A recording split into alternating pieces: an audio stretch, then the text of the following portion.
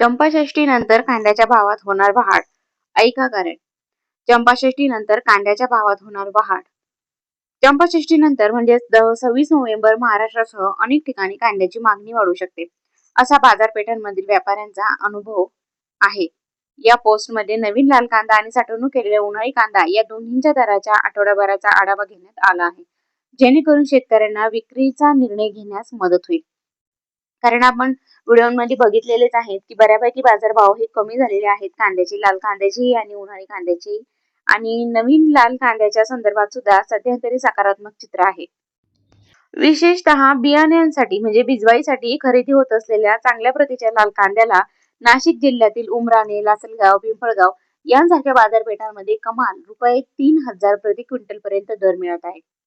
आपण बघितलंच आपल्या व्हिडिओवरती जी व्हिडिओची चॅनलवरती जी व्हिडिओ येतात त्या व्हिडिओमध्ये आपण बघितलेलंच आहे की कशा प्रकारे आपल्याला लासलगाव, पिंपळगाव, बसवंत, पिंपळगाव, सायखेडा, येवला, अंदरसूल या ठिकाणी बऱ्यापैकी आणि कसे बाजारभाव भेटतात हे आपण बघितलेले तर आहेतच. मात्र हा दर निवडक आणि उत्तम प्रतीच्या मालासाठीच आहे.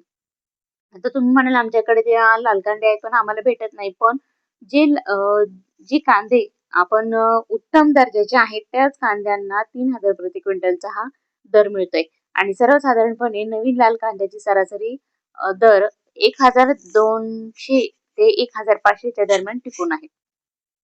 कारण लाल कांद्याचे बाजारभाव येणाऱ्या काळात वाढतील आणि स्थिर राहतील असा अंदाज व्यक्त करण्यात आलेला आहे.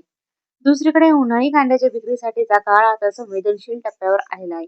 हवामानातील अचानक बदलामुळे कांद्याची साठवण क्षमता कमी झाली, त्यामुळे परिणामी अनेक ठिकाणी कांद्याला कोंब फुटू लागलेले आणि मुंबई आणि श्रीलंकेतील निर्यात होत असलेल्या उन्हाळी कांद्यातही वाहतुकी दरम्यान कोंब आल्याचं समजलं जात आहे. त्यामुळे शेतकऱ्यांनी आता सावधगिरी बाळगून आपल्या मालाची गुणवत्ता तपासावी आणि विक्रीचा निर्णय घ्यावा. काल 25 नोव्हेंबर अहिल्यानगरमध्ये लाल कांद्याचा सरासरी दर 1,405 तर उन्हाळी कांद्याचा सरासरी दर हा 1,085 होता.